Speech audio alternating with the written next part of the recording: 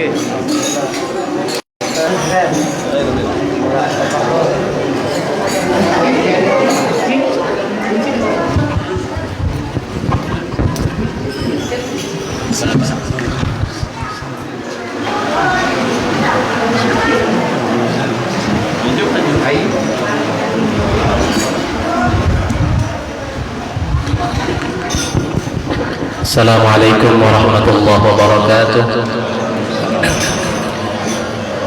Bismillahirrahmanirrahim. Alhamdulillahirabbil alamin. Allahumma shalli wa sallim ala sayyidina Muhammadin wa ala alihi wa sahbihi ajmain. Amma ba'd. Yang kita hormati dan muliakan para habaib, para alim ulama, guru-guru agama, tokoh-tokoh agama, wabil khusus guru kita Habibana Habib Ibrahim bin Abdul Hamid As-Sagab yang alhamdulillah beliau sudah berada di tengah-tengah kita. Kita mendoakan beliau, mudah-mudahan Allah panjangkan umur beliau dalam kesehatan, dan mudah-mudahan segala urusan-urusan beliau dilancarkan oleh Allah Subhanahu wa taala. Amin ya rabbal alamin.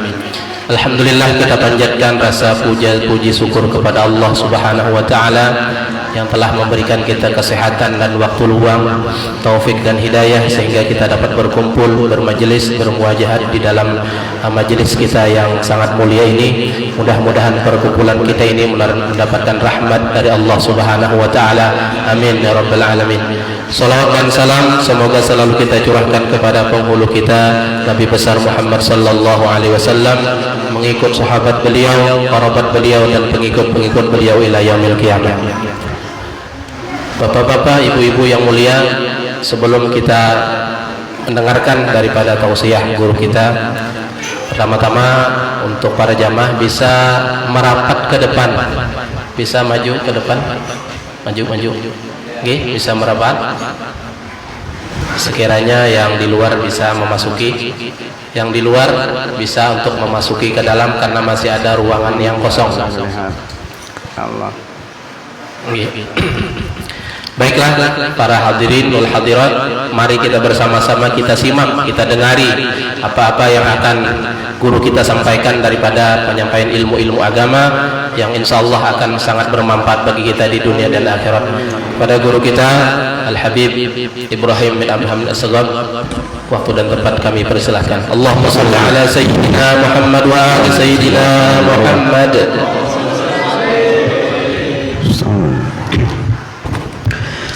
الفاتحة إلى روح حبيبنا وشفيعنا رسول الله سيدنا محمد بن عبد الله صلى الله عليه وآله وسلم، إلى روح سيدتنا فاطمة الزهراء بنت رسول الله، إلى روح سيدتنا خديجة الكبرى وعائشة الرضا وباقيات أزواج النبي محمد صلى الله عليه وآله وسلم الطاهرات أمهات المؤمنين، وإلى روح سيدنا الإمام علي بن أبي طالب كرم الله وجهه، وإلى روح سيدنا الحسن سيدنا الحسين سيد شباب أهل الجنة في الجنة، وإلى روح سيدنا أبي بكر الصديق، وإلى روح سيدنا عمر بن الخطاب، وإلى روح سيدنا عثمان بن عفان، وإلى أرواح جميع أصحاب رسول الله من السابقين الأولين والأنصار والمهاجرين والتابعين لهم بإحسان إلى يوم الدين، وإلى روح سيدنا الإمام علي زين العابدين ابن الحسين الشهيد، وإلى روح سيدنا المهاجر إلى الله أحمد بن عيسى، وإلى روح الأستاذ الأعظم الفقيه المقدم محمد بن علي باعلوي،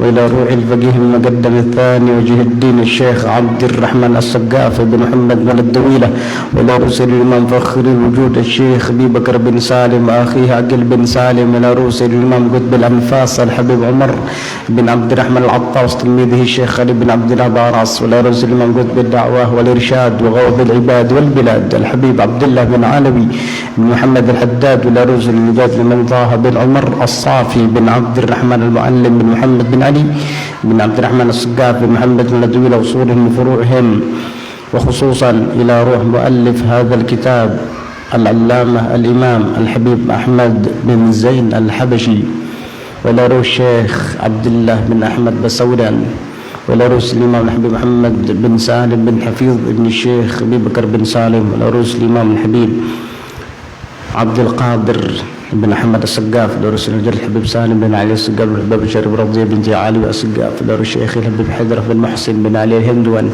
وإلى أرواح جميع مشايخنا الكرام ومعلمنا في الدين أن الله يتغشاهم بالرحمة والمغفرة، وعلى ما نواه السيد الحبيب عمر بن محمد بن سالم بن حفيظ، وعلى ما نواه السيد الحبيب عبد القادر بن أحمد السقاف، وعلى ما نواه سلفنا الصالحون وآباؤنا الصالحون، وبنية الفتوح والمنوح والرسوخ وصلاح الجسد والروح وتوبة النصوح والقبول والإقبال الصلاح كل حال. وعلى هذه النية وعلى كل نية صالحة جامعة شاملة لخيرات الدنيا والآخرة، وإلى حضرة النبي محمد صلى الله عليه وآله وصحبه وسلم. الفاتحة.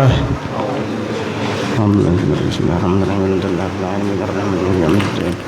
إياك نعبد وإياك نستعين اهدنا الصراط المستقيم صراط الذين أنعمت عليهم غير المغضوب عليهم ولا الضالين.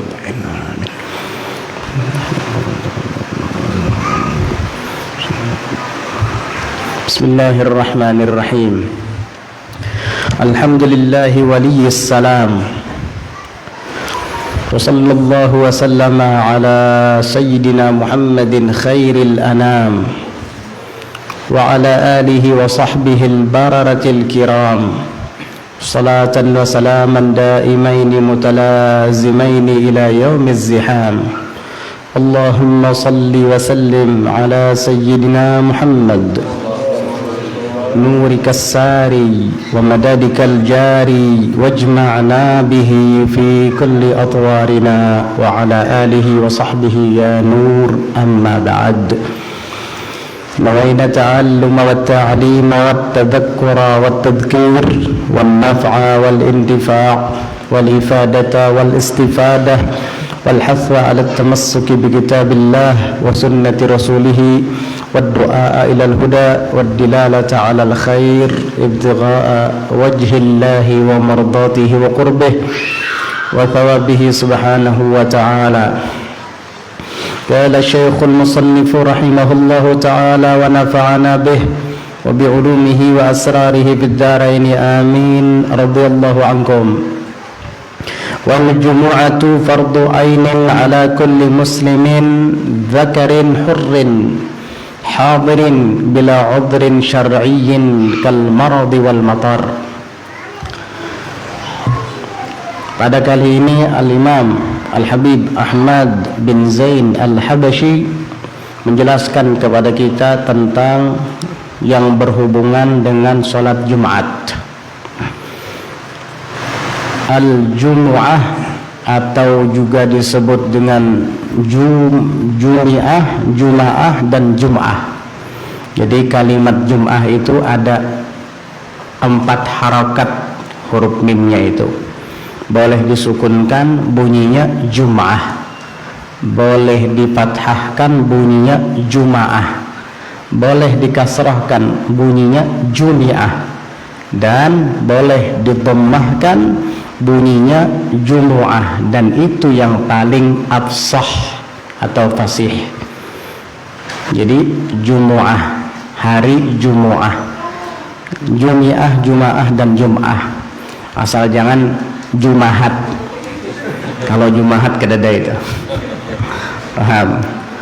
Jadi anna yaumal Jumu'ati, didammahkan huruf mimnya lebih fasih daripada disukunkan. Cuman kebanyakan di daerah kita membacanya sukun, padahal afdalnya itu dibaca dhammah, Jumu'ah. Ya, Jumu'ah. Keempat-empatnya boleh, Jum'ah, Jumu'ah, Jumi'ah dan Juma'ah, tapi Jumu'ah itu yang paling fasih.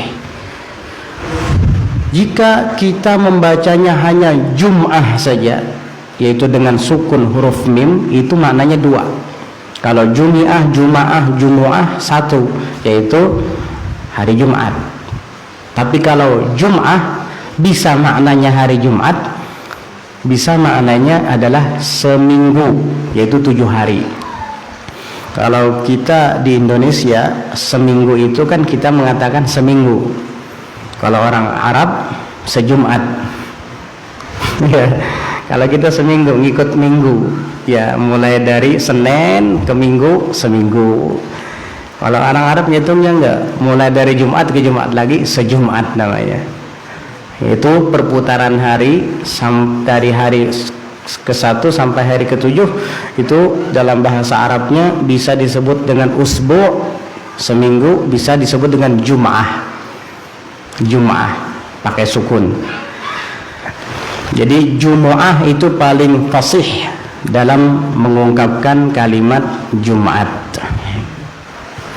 Kenapa dikatakan jum'ah? Jumu'ah itu diambil dari kalimat jama'a yajma'u kan? Artinya apa? Berkumpul. Sehingga para ulama banyak mentafsirkan makna jumu'ah. Ada yang mengatakan lijtima'in nasi fihi. Karena di situ terjadinya perkumpulan orang banyak di masjid. Iya. Kita biasanya hari Jumat berkumpul di masjid, sehingga disebut dengan Jumu'ah.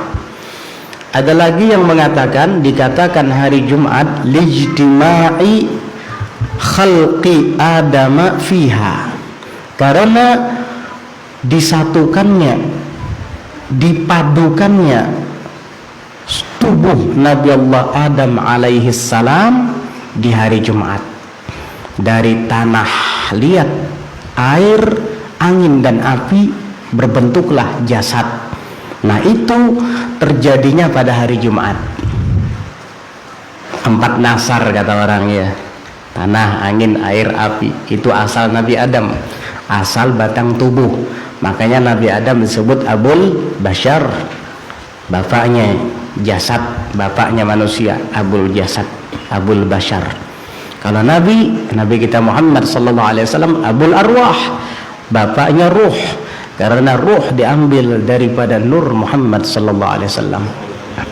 Jadi begitu. Itu sejarah saja sih.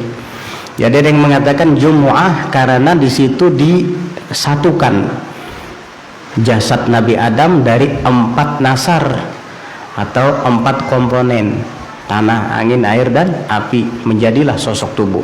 Tapi sosok tubuh itu tetap tergeletak, tidak bisa bergerak dan tidak bisa berbuat apa-apa, sehingga ditiupkan ruh, yaitu yang diambil dari nur Nabi Muhammad SAW, sehingga dia bisa hidup dan bisa bergerak. Pertama kali dia membuka mata. Ketika jasad Adam yang ditiupkan ruh itu membuka mata, dia melihat terpajang di dinding-dinding surga, terpatri di pintu-pintu surga dan di tiang-tiang arsy, la ilaha illallah Muhammadur Rasulullah. Tidak ada Tuhan selain Allah dan Nabi Muhammad adalah utusan Allah. Bahkan sebelum Nabi Adam diciptakan, Nabi Muhammad sudah disebut sebagai utusan Allah, padahal jasmaninya masih belum terlahir di alam syahadah, di alam dunia.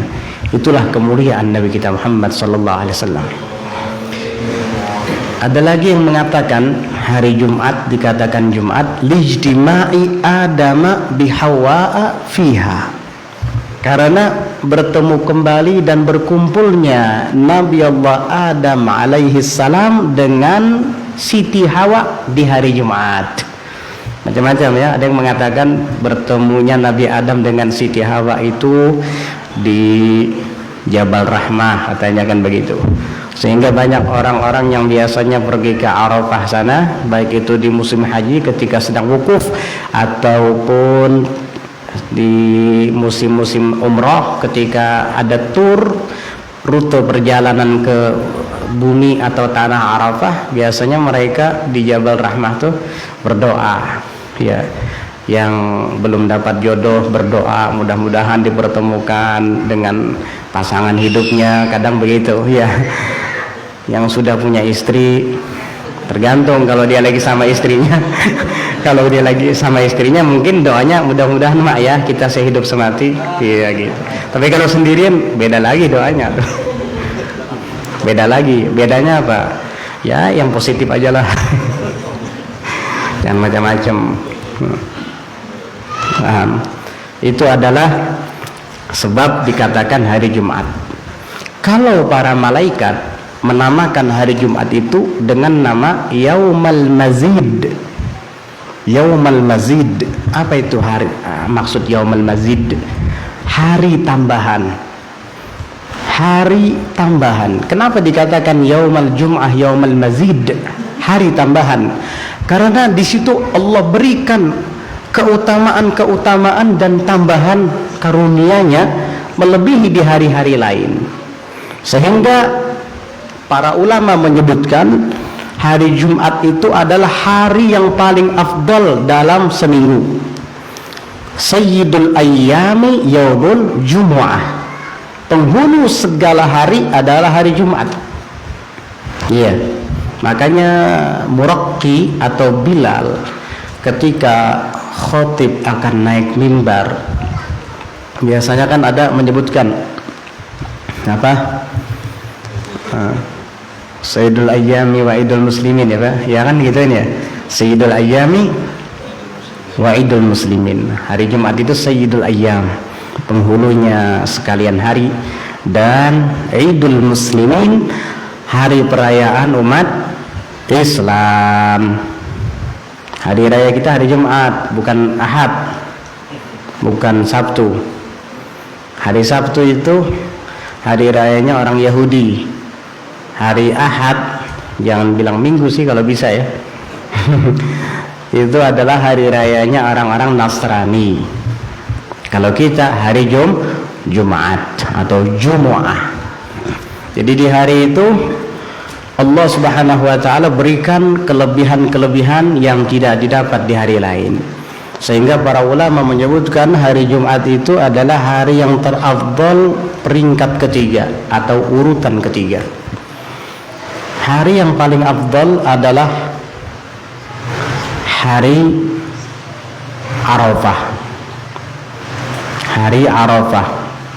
Karena disitulah terjadinya perkumpulan terbesar umat Islam ketika mereka menunaikan ibadah haji dan wukuf. Banyak yang hadir di sana dari Indonesia atau Asia Tenggara secara umum, Indonesia, Malaysia, Brunei, Thailand, apalagi itu,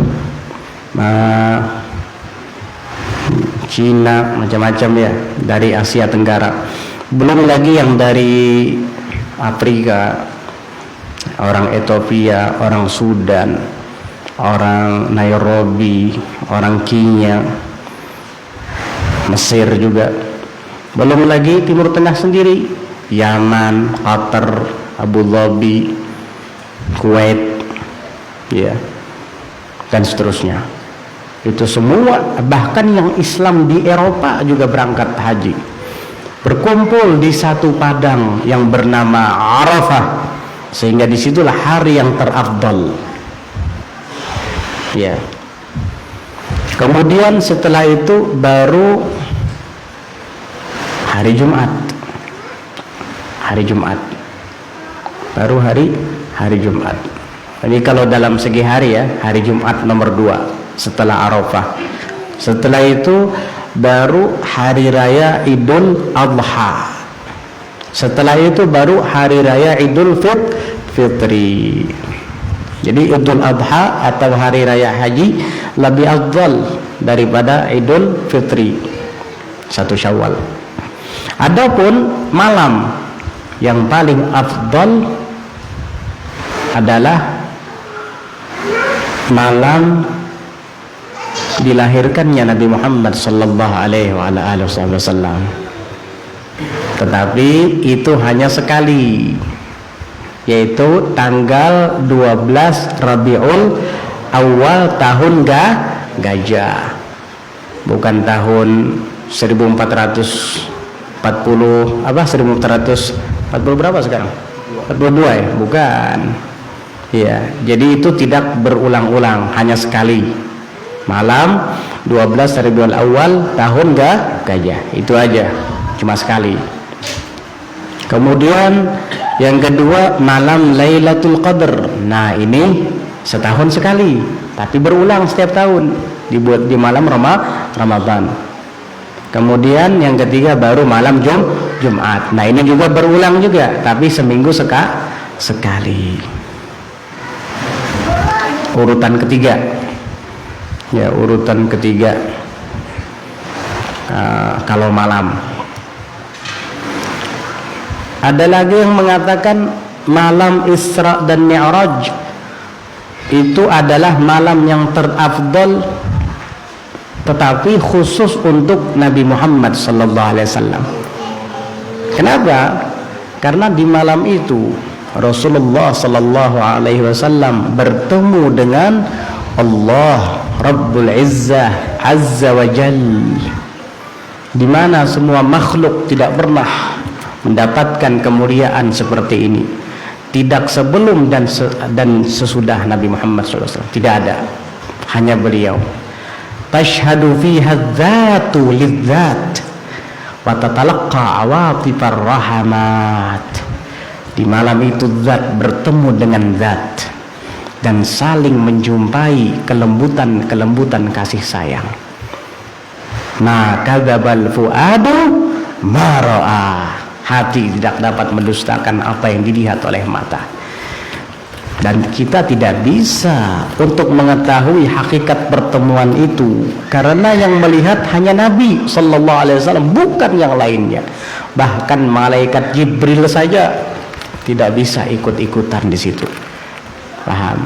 Yang jelas pertemuan itu ada dan terjadi khusus untuk Nabi Muhammad sallallahu alaihi wasallam. Tugas kita adalah mengimaninya, bukan menanyakan bagaimananya. Tugas kita adalah mengimaninya, jangan menanyakan bagaimananya. Kalau akal kita terbatas, tidak bisa untuk membayangkan bagaimana perjumpaan antara zat Allah Subhanahu wa taala dengan Nabi kita Muhammad sallallahu alaihi wasallam. Karena memang kita punya akal terbatas, kita manusia. Allah Ta'ala berikan kadar-kadar tertentu pada akal pemikiran setiap orang, terbatas. Maka perkataan orang yang mengatakan kita harus memesrakan antara Nur Muhammad dengan zat Allah, yang nggak bisa itu memesrakan. Apa? Ada yang kayak begitu ngomong menggonggong-gonggong, ya. Oh, kita harus mesrakan zat Allah dengan Nur Muhammad. Perjumpaan antara Allah dengan Nabi Muhammad saja kita dilarang untuk membicarakannya, karena memang kita tidak akan sanggup. Tidak ada makhluk pun yang bisa melihat Allah kecuali satu, Nabi Muhammad SAW di malam Isra dan Mi'raj. Kalau sesuatu yang tidak pernah kita lihat, bisa nggak kita membicarakannya? Gak usah Allah Ta'ala. Sekarang ulun mau cerita sama pian.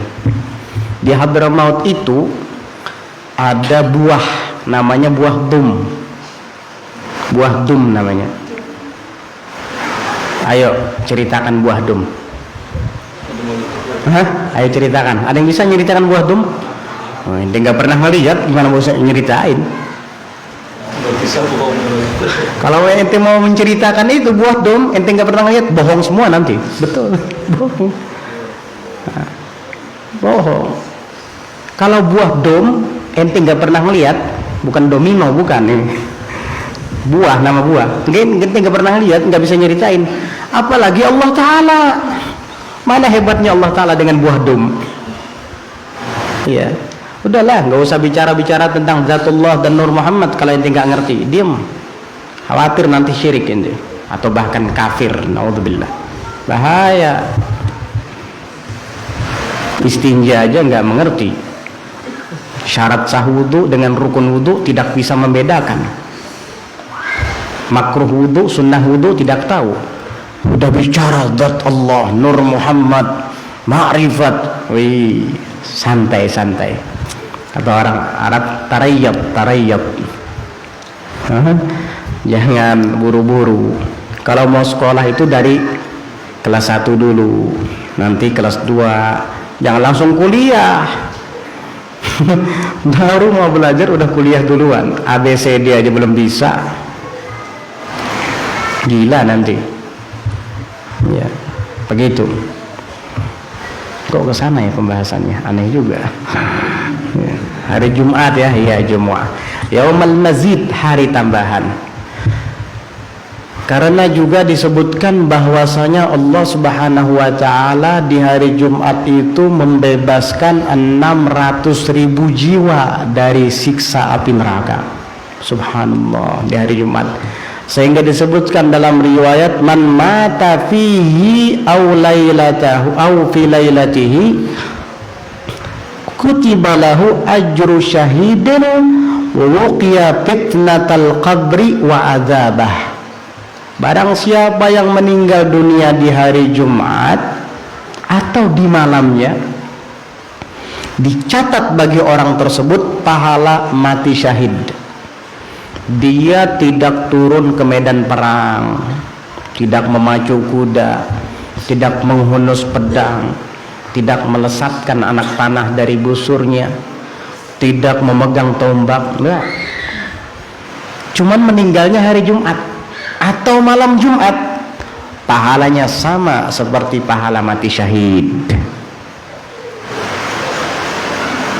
Dan tidak hanya sampai di situ, dilanjutkan oleh Nabi, wa wuqiya fitnatal qabri wa adzabah, dan dia akan dijagakan daripada fitnah kubur. Dia selamat dari pertanyaan mungkar nakir. Mungkar nakir nggak mau nanyain dia, ini orang hebat, ini orang baik, ini meninggalnya aja malam Jumat atau hari Jumat. Dah.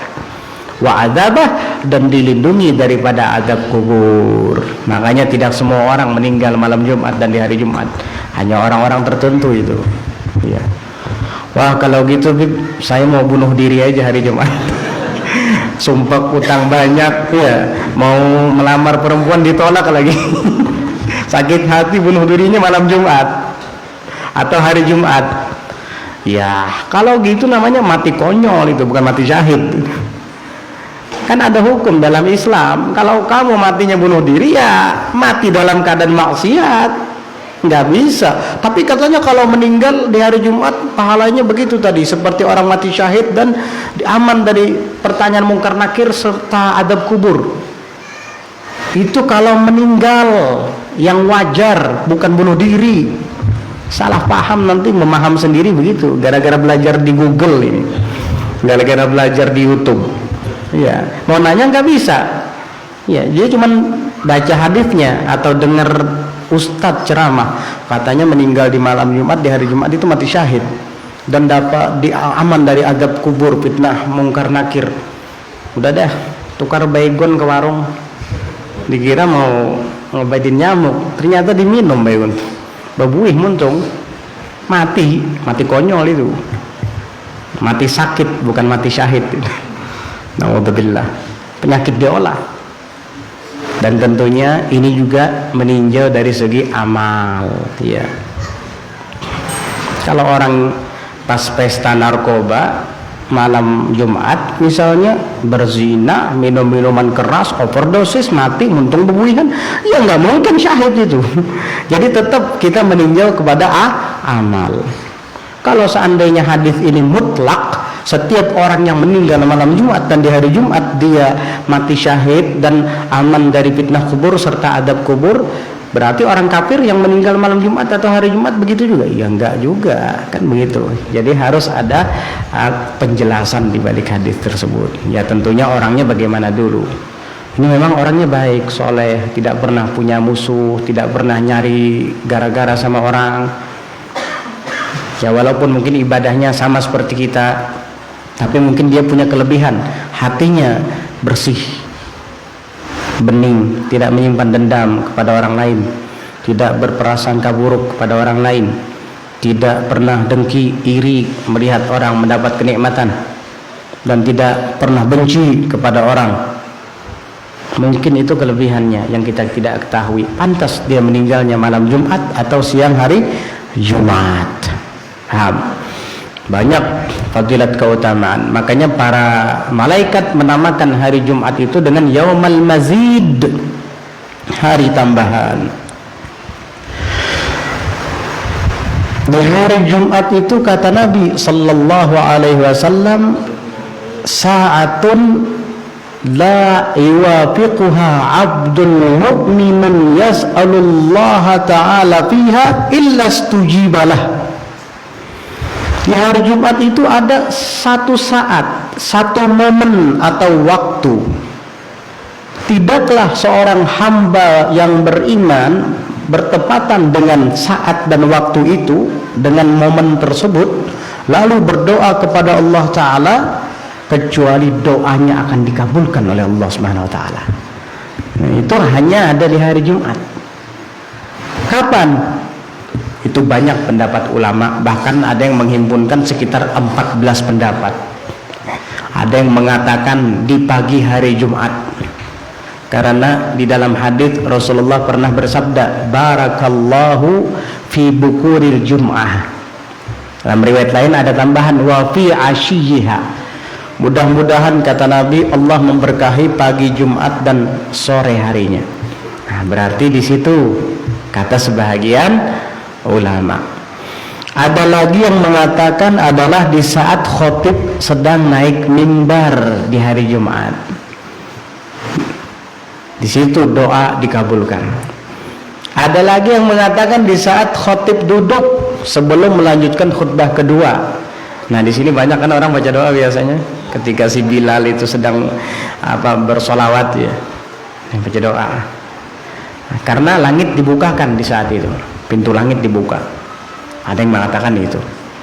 Ada lagi yang mengatakan di sore hari Jumat, karena doa Nabi tadi, semoga Allah berkati kata Nabi pagi Jumat dan sore harinya. Dan sebab kedua, karena putri tercinta Nabi Muhammad sallallahu alaihi wasallam, Sayyidatuna Fatimah Az-Zahra binti Nabi sallallahu alaihi wasallam, beliau memakmurkan waktu sore hari Jumat. Jadi Sayyidatuna Khadijah ini, Sayyidatuna Fatimah ini, kalau sudah memasuki sore hari Jumat, beliau tidak mau diganggu. Siapapun kalau ada yang mencari, beliau suruh nanti aja, saya tidak mau diganggu. Makanya saat atau waktu setelah salat asar itu menjelang maghrib, dari sejak setelah salat asar sampai maghrib, disebut dengan sa'atul Fatimiyah. As-sa'atul Fatimiyah, yaitu saat-saat Siti Fatimah, waktu milik Siti Fatimah, karena beliau memakmurkan waktu itu. Tidaklah Sayyidah Fatimah melakukan itu kecuali tentunya beliau mendapat arahan dari ayahandanya Nabi Muhammad sallallahu alaihi wasallam. Dengan apa beliau memakmurkan? Dengan bersalawat dan salam kepada Nabi Muhammad sallallahu alaihi wasallam. Amalkan itu. Apalagi di dalam hadis Rasulullah sallallahu alaihi wasallam pernah bersabda, "Aktsiru minas salati alayya fil lailatul gharra'i wa fil yaumil azhar." Perbanyaklah daripada bersalawat dan salam atasku, kata Nabi, di malam yang bercahaya dan di siang yang terang gemilang. Apa itu malam yang bercahaya dan siang yang terang benderang, yang gemilang? Apa? Yaitu malam Jumat dan hari Jumat. Artinya kita disuruh untuk bersolawat kepada Nabi setiap waktu, setiap saat, tanpa memandang hari. Tetapi di hari Jumat dan di malam Jumat lebih ditekankan lagi, dikhususkan lagi. Malam Jumat itu makruh kita kalau mengkhususkan salat sunat tertentu. Makruh kalau mengkhususkan salat sunat tertentu. Artinya saya tidak akan mengerjakan salat sunat ini kecuali di malam Jumat. Makruh itu. Tetapi jika kita mengkhususkan malam Jumat dengan salawat dan salam kepada Nabi, itu malah dianjurkan. Maka banyak di daerah kita nih rajin, pokoknya amunnya kada malam Jumat kada maunya sembahyang hajat. Makruh mentaksis ya malam Jumat itu dengan salat. Makruh sebenarnya. Tapi kalau hanya sekedar kebetulan nggak apa-apa. Arti kebetulan, kenapa hati ingin melaksanakan sholat hajat misalnya, lalu dia melakukannya malam Jumat, ya nggak apa-apa, itu kebetulan.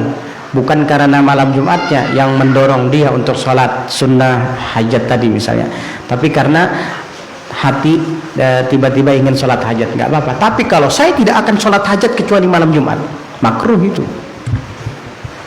Karena mengkhususkan malam Jumat untuk sholat tertentu.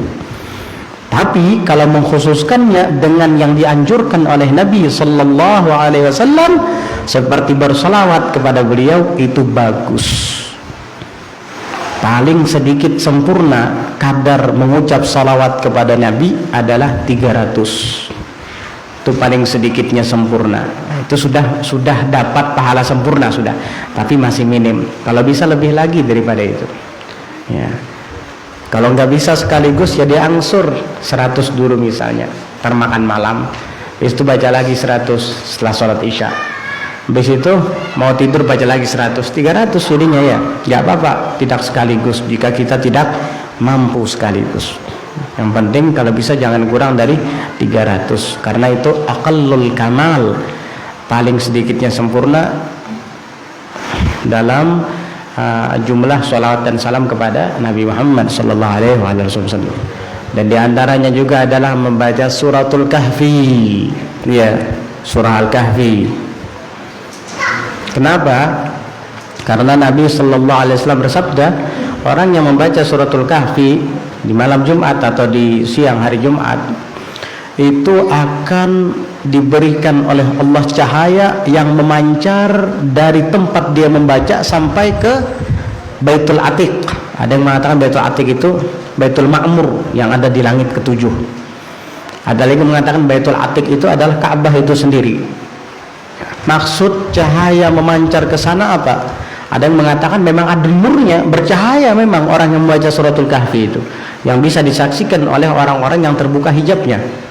Ada lagi yang mengartikan bukan begitu. Maksudnya cahaya di sini adalah dia mendapatkan pahala sebanyak sesuatu yang ada dari rumahnya sampai ke kota Mekah sana.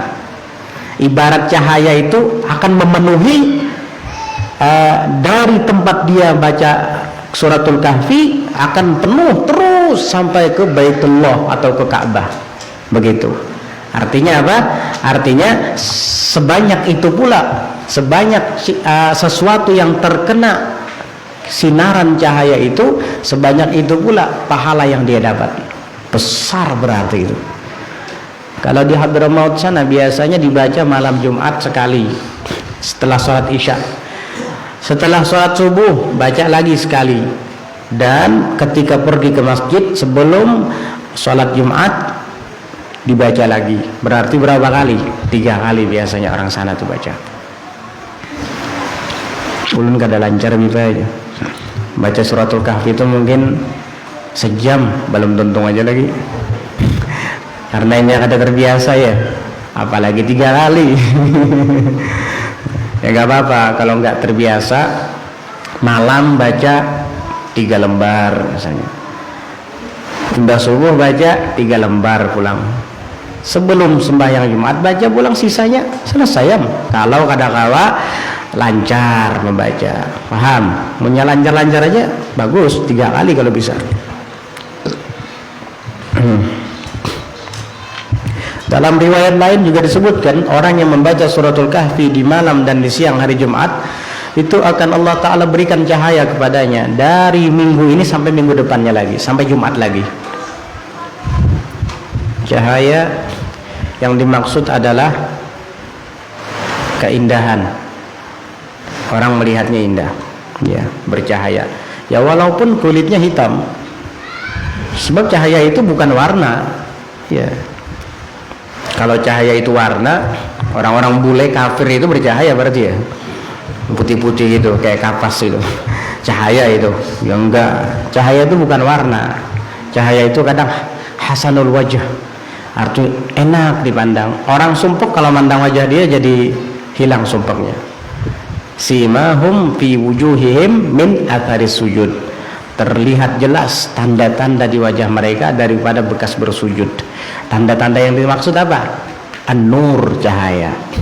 Makanya di dalam hadis disebutkan as-sadaqatu nurun was-salatu nurun. Sedekah cahaya, salat juga cahaya.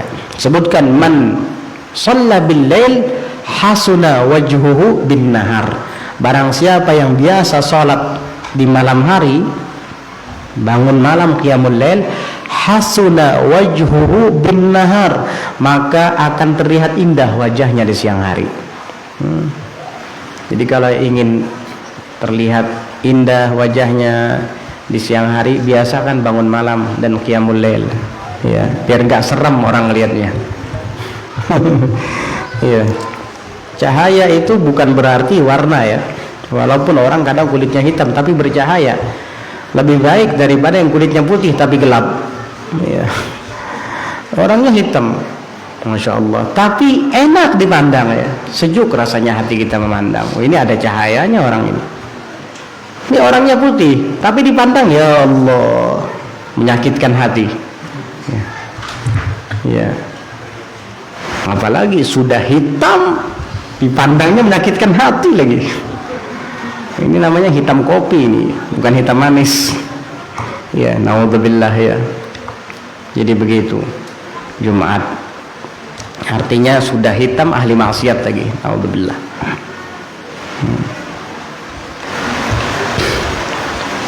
Banyak sih fadilat hari Jumat itu, kalau kita bicarakan tuh banyak sekali keutamaannya. Wal Jumu'atu, dan pelaksanaan sholat Jumat fardu ainin, adalah fardu ain, seperti sholat zuhur juga, sholat asar, maghrib, isya dan subuh sama. Atas siapa? Ala kulli muslimin, atas setiap orang muslim yang bagaimana? Zakarin, laki-laki. Berarti muslimah, perempuan muslim tidak wajib Jumat. Tapi kalau seandainya ibu-ibu muslim ini sholat Jumat juga, boleh nggak? Boleh. Kalau misalkan perempuan muslimah ini sholat Jumat, kan tadi hukumnya boleh. Apakah perlu setelah itu dia sholat zuhur lagi? Jawabnya tidak perlu. Sholat Jumat yang dia lakukan tadi sudah menggugurkan sholat zuhurnya. Hanya saja wanita tidak wajib. Boleh, itu disebut dengan tasihhu minha wala tanaqid.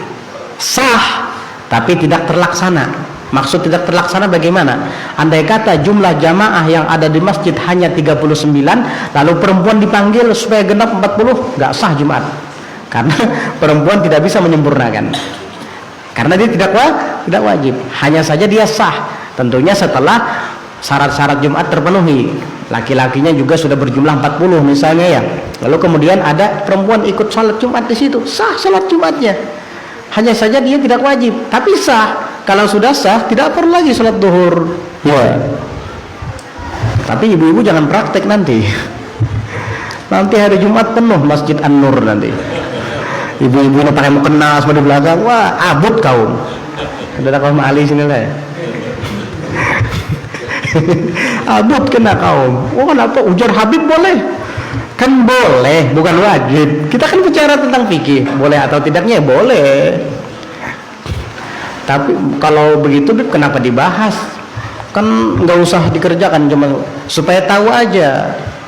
Tapi nggak dipraktekkan juga. Oh bisa dipraktekkan itu nanti. Kapan? Ketika pian umroh, ketika pian berangkat haji.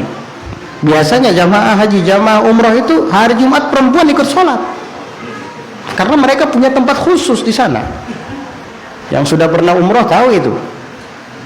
Bahkan ibu-ibu yang pernah umrah mungkin praktek di sana.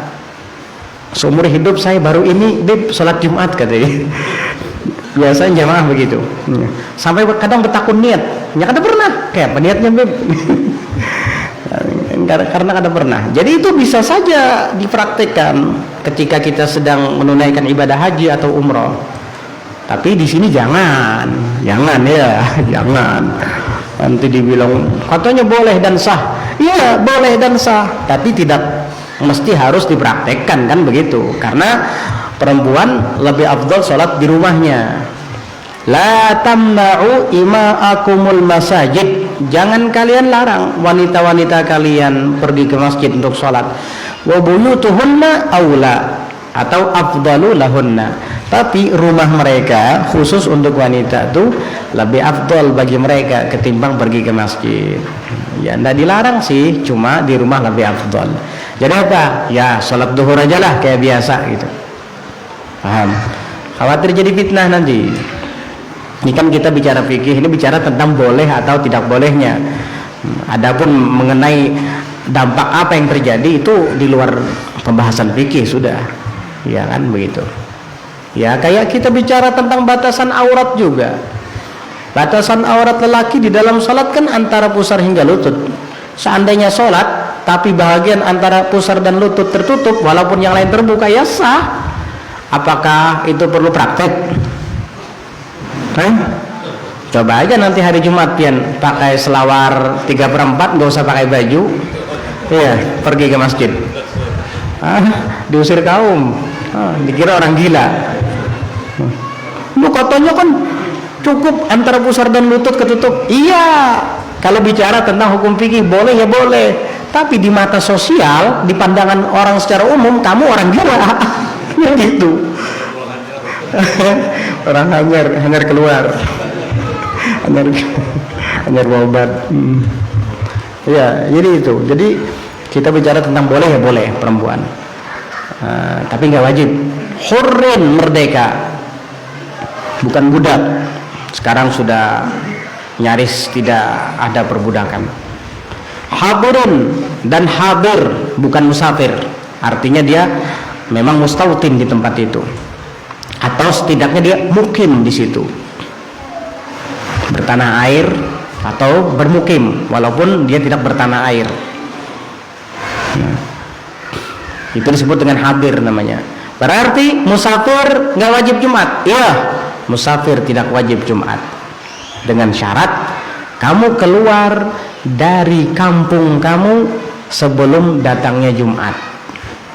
Paham? Maksudnya apa? Hari Kamisnya kah berdahulu keluar?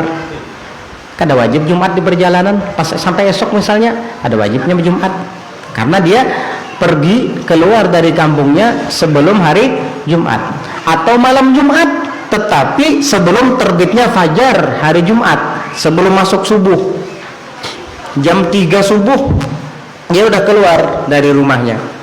Nah ini dari apa? Bukan rumah ya, dari batasan kampungnya udah keluar dari sur balat. Kalau memang ada pagar kampung dipagari daerahnya, itu keluar dari pagarnya. Kalau di daerah kita ini tidak ada istilah pagar keliling kampung kita. Yang ada adalah diukur dengan bangunan. Itu kalau gapura aku tuh nggak dianggap, gapura nggak dianggap. Diukur dengan bangunan. Artinya umran, ba'da mujawazatil umran, yaitu setelah kita melewati pemukiman warga. Kalau sudah melewati umran, bangunan warga, yakni pemukiman warga, berarti kita sudah memasuki tanah yang tidak berpenghuni. Walaupun tanah itu milik si A si B, yang jelas tidak ada bangunan di sana, itu kita sudah dianggap keluar dari batasan kampung kita. Dari situlah rukhsah di dalam safar, itu keringanan dalam perjalanan sudah boleh dilakukan. Seperti menjamak mengqashar sudah boleh, tentunya dengan syarat-syaratnya. Dan kalau dia tadi sudah keluar dari batasan tersebut sebelum fajar hari Jumat, jam 3 subuh misalnya, ini nggak apa-apa dia untuk tidak sholat Jumat hari itu. Tapi tulaknya jam 7 pagi, kemana pian? Hendak ke Barabai melangi anak. Jam 7 sampai di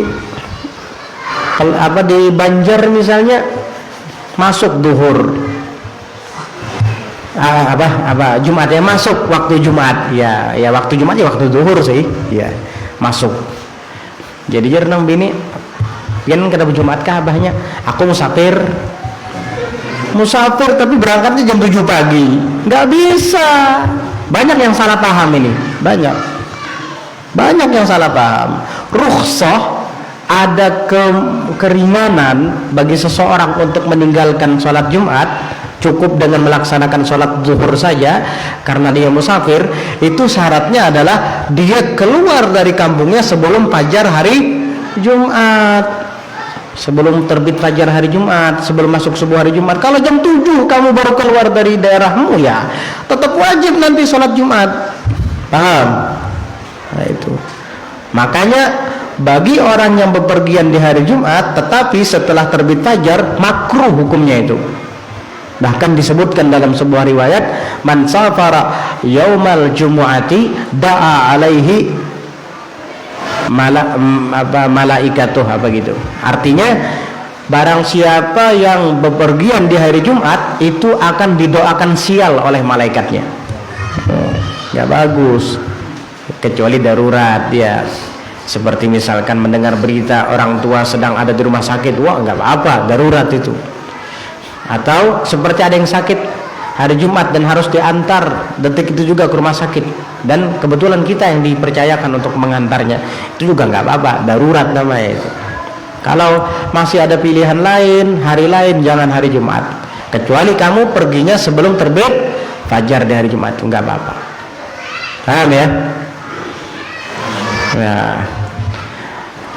bila udhrin syar'iyyun, dan dia tidak memiliki udzur syar'i, itu udzur halangan yang dibenarkan oleh syariat. Kal maradi, seperti sakit. Kalau dia sakit misalnya, dia sakit tidak bisa pergi ke masjid, kepalanya pening, atau misalkan dia sedang mules, ya nggak bisa kan? Orang mules itu kadang tidak bisa ditebak, kadang 1/4 jam ke hammam, 5 menit kemudian ke toilet lagi. Ya, ini bolak-balik di masjid, bingung orang, kenapa ini bolak-balik? Udzur ini, nggak apa, usah di rumah aja kamu. Itu. Atau wal matar, dan hujan menjadi alasan untuk kita tidak usah sholat Jumat, menjadi udzur, ada syaratnya. Jangan mentang hujan turun, hujan namanya kada sampai Jumat kan, nggak bisa. Maksudnya hujan bisa menjadi sebab untuk kita meninggalkan Jumat jika tidak mendapati kinnan yudhilluhu, yaitu payung yang melindunginya dari hujan. Kias selain payung apa? Jas hujan misalnya. Apalagi sekarang kendaraannya masing-masing punya mobil, ya. Jadi sekarang ini hujan itu hampir tidak bisa dijadikan alasan untuk tidak sholat Jumat. Ini Toguring nyaman benar aja pulang hari Jumat tuh, hujan-hujan Toguring. Hari Jumat aja pulang, tambah dilugupi oleh iblis. Nyaman benar itu. Akhirnya apa? Digarak oleh bininya. Ayo, sudah jam 11:30. Hari hujan, udzur apa? Jas hujan ada di rumah, payung ada, mobil juga punya. Iya. Jadi udzur itu orang dulu mungkin ya, zaman dahulu itu kan kasihan mereka, masjidnya jauh, payung nggak punya. Kalau pakai daun pisang, wah mungkin basah kuyup nanti. Daun pisang mungkin hanya berjalan separuh jalan sudah sobek-sobek daun pisangnya. Iya, dulu itu sulit untuk mendapatkan payung, jas hujan. Kalau sekarang alhamdulillah segala sesuatunya itu lengkap. Wa min syurutil jumu'ah, dan diantara syarat-syarat Jumat al-khutbatani wallahu a'lam bis-shawab. Insyaallah kita akan lanjutkan di pelajaran 2 minggu yang akan datang berkenaan dengan syarat-syarat Jumat. Wallahu a'lam. Kelas. Assalamualaikum warahmatullahi wabarakatuh. Waalaikumsalam. Apa hukum membuka aurat untuk kepentingan cek medikal atau cek kesehatan masuk melamar pekerjaan di sebuah perusahaan? Wassalamualaikum warahmatullahi wabarakatuh. Waalaikumsalam. Biasanya ya ada perusahaan tertentu yang mewajibkan karyawannya sebelum masuk untuk cek medikal, kadang sampel darah diambil. Itu kan kalau perempuan kan tangan aurat juga, mau nggak mau dia buka tangan, begitu kan. Apa hukumnya itu? Pertama, kalau kita mau jujur ya, dalam hukum agama, perempuan itu tidak boleh membuka aurat di hadapan lelaki ajnabi, kecuali untuk litadawi, berobat atau kepentingan kesehatan seperti tadi. Dan itu ada syaratnya. Apa? Cari perempuan dulu, dan perempuan itu adalah perempuan muslimah. Cari dulu perempuan muslimah, ada nggak? Kan sesama perempuan nggak apa-apa itu. Kalau ada perempuan, kenapa laki-laki? Kan begitu. Kias yang lainnya, ketika perempuan sedang sakit demam misalnya, ada dokter perempuan, ada dokter laki-laki, memilih dokter laki-laki. Kenapa? Itu dokternya ganteng. Haram kamu ya. Ada perempuan, kenapa? Laki-laki. Begitu. Kemudian jika perempuan tidak ada dan semuanya laki-laki saja, maka wajib dia memilih lelaki yang mahramnya.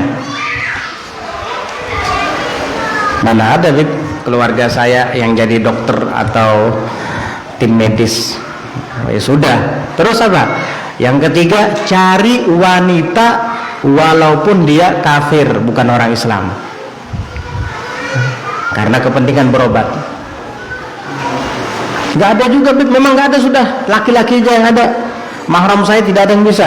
Oh sudah, ini darurat, obat harus berobat ini, kalau enggak bahaya. Iya, namanya penyakit. Ya sudah, silahkan berobat kepada lelaki yang bukan mahram, tapi kamu wajib ditemani oleh mahram kamu jika kamu belum menikah. Jika kamu sudah menikah, suamimu yang menemani kamu. Paham? Begitu adab Islam. Dan si dokter atau si perempuan ini ketika membuka bahagian yang diobati, itu saja yang dibuka, jangan berlebihan membukanya. Paham? Gitu. Nah, itu caranya. Sudah jelas? Jelas ya? Begitu. Nah, kalau tidak melalui proses seperti yang tadi disebutkan, tetap berdosa, tetap haram hukumnya. Wallahu a'lam bishawab. Kelas? Sudah. Sedikit pertanyaannya hari ini ya. Kameramen nanya nih, Rudi, ada apa Rudi? Waalaikumsalam.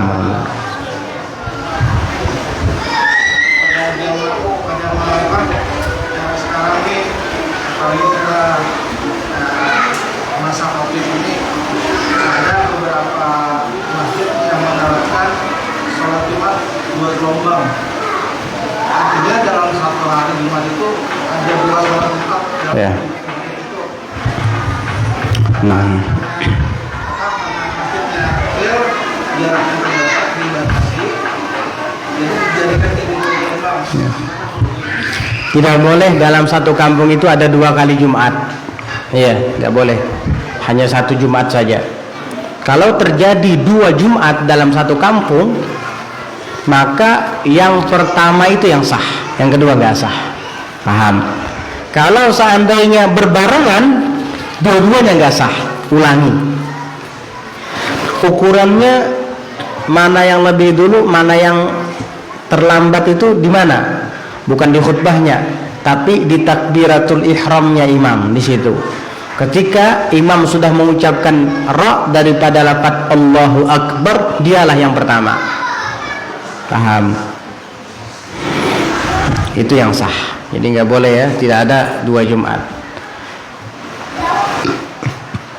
Mengenai jikalau tempat pelaksanaan Jumatnya atau masjidnya itu penuh, tidak bisa semua jamaah berkumpul di situ karena memang sangat padat sekali. Nah, di sini boleh ta'addud. Ta'addud artinya lebih dari 1 karena alasan lidhiqil masjid, lidhiqil makan, karena tempatnya itu sempit, tidak mencukupi jamaah. Boleh untuk membuat Jumat di tempat lain, liusril ijtima' namanya, karena sulit untuk berkumpulnya mereka lantaran tempatnya sempit. Boleh. Itu namanya lil hajah, karena ada perlunya. Ada juga sebab yang memperbolehkan kalau terjadi fitnah atau kital, permusuhan antara qabail, suku ini, kalau ketemu dengan suku ini khawatir nanti berantem di masjid, bisa terjadi pertumpahan darah. Untuk menghindari itu, boleh suku ini sembahyang di tempat lain dan yang ini di tempat yang berbeda, walaupun satu daerah, nggak apa-apa, untuk menghindari pertikaian. Paham? Itu nggak apa-apa.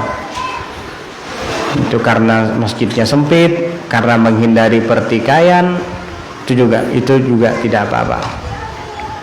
Halas, nah ya. Kalau kita itu memang sudah kampung, jadi memang hanya 2.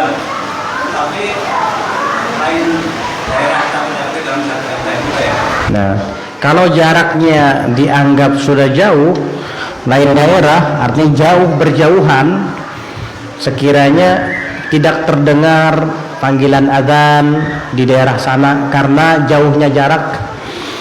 Maksudnya azan tanpa mikrofon ya. Kalau pakai mikrofon, apalagi sound systemnya yang mahal itu, 1 kilometer kedengeran itu, lebih dari itu kedengeran. Ada yang tanpa mikrofon misalnya. Kalau misal tempat yang dimaksud adalah di arah timurnya masjid, maka jika muadzin menghadap ke timur masjid, ke arah kampung itu, dan azan kedengaran oleh mereka, tidak boleh mereka bikin masjid baru, harus tetap wajib berkumpul di satu tempat itu. Tapi kalau yang sampean maksud adalah tempatnya berbeda dan memang jaraknya juga berjauhan, gak masalah, boleh untuk ta'addud di situ, paham? Jadi begitu. Berdekatan, jangan.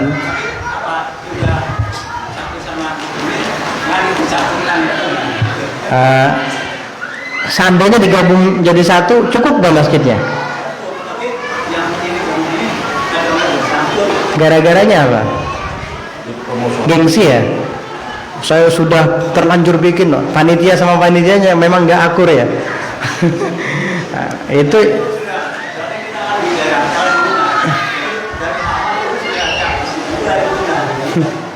ya sebenarnya itu bukan karena pertikaian atau kital tadi, bukan, karena tidak sepaham aja. Itu bisa dimediasi nanti ya, tokoh agamanya panggil, tokoh masyarakat, kadesnya panggil, biar mediasi ya. Gimana kalau Jumatan kita laksanakan secara berbarengan saja, karena banyak asumsi masyarakat ini macam-macam. Katanya kalau masjid itu harus disolati Jumat, kalau enggak dosa kita. Enggak mesti. Masjid itu ada jame', ada ghairul jame'. Masjid itu kadang ada masjid jame', arti jame' yang dilaksanakan sholat Jumat. Kalau ghairul jame' yang tidak dilaksanakan sholat Jumat, masjid juga, artinya hukumnya hukum masjid. Mau sholat tahiyatul masjid di sana boleh, mau i'tikaf di sana boleh. Perempuan yang haid haram, lelaki atau wanita yang junub haram berdiam dan menetap di sana, hukumnya hukum masjid sudah. Kendati pun tidak dilaksanakan sholat Jumat, itu namanya ghairul jame', bukan masjid jame' namanya. Nah, sebagian orang awam berasumsi kalau masjid harus dijumati, kalau enggak dosa. Enggak ada seperti itu, paham? Jadi kalau seandainya itu dikompromikan antara yang RT ini dan RT yang sebelahnya supaya tidak terjadi perselisihan paham, bagaimana caranya? Kalau kita bersatu saja sholat Jumatnya kan lebih ramai kelihatannya, lebih akur. Nah, nanti tentukan masjid yang RT sana apa yang RT sini, itu tergantung kesepakatan dalam musyawarah nanti, paham? Begitu caranya, solusinya begitu. Kalau terus-terusan begitu, kasihan, akhirnya lomba-lombaan, dulu-duluan, nanti siapa yang dulu itu yang sah. Nakasih, sebelah sana masih khutbah lagi. Nakasih, Allahu Akbar, sah. Itu enggak sah. Kan ribet kalau kayak gitu jadinya. Akhirnya kayak apa, berlomba-lomba jadinya, siapa yang dulu itu yang sah. Waliyadzubillah. Khalas ya. Sudah. Fatihah bil qabul tamam kulli sudul hadrati Rasul Abi Batul Muhammadin sallallahu alaihi wa ala alihi wasallam. Al-Fatihah.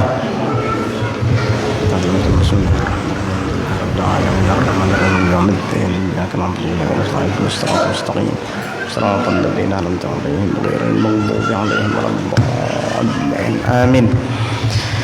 بسم الله الرحمن الرحيم. الحمد لله رب العالمين. اللهم صل وسلم على سيدنا محمد وعلى آله وصحبه أجمعين. ربنا انفعنا بما علمتنا، ربنا علمنا الذي ينفعنا، ربنا فقهنا وفقه أهلنا وقرابة لنا في ديننا مع أهل القطر أنثى وذكر. ربنا وفقنا وفقهم لنا ترتضي قولنا فعلا كرما، وارزق الكل حلالا دائما، وأخل أتقيا علما، نقضى بالخير ونكفى كل شر. ربنا واصلح لنا لنا كل الشؤون وأقر برضا منك العيون رب عنا ربنا كل الديون قبل أن تأتينا رسل منون واغفر واستر أنت أكرم من ستر وصلاة الله تغشى مصطفى من إلى الحق دعانا والوفاء بكتاب فيه للناس شفاء وعلى الآل الكرام الشرفاء وعلى الصحب المصابيح الغرر اللهم اهدنا بهداك اجعلنا ممن يسارع في رضاك ولا تولنا وليا سواك ولا تجعلنا ممن خالف أمرك وعصاك وصلى الله على سيدنا محمد النبي الأمي وعلى آله وصحبه وسلم سبحان ربك رب العزة عما يصفون وسلام على المرسلين والحمد لله رب العالمين. Alhamdulillah, terima kasih kita ucapkan kepada guru kita Ibrahim yang sudah menyampaikan begitu banyak ilmu-ilmu yang sangat bermanfaat kepada kita. Mudah-mudahan menjadi ilmu yang bermanfaat, yang berguna di dunia dan akhirat, yang bisa kita amalkan. Amin ya rabbal alamin.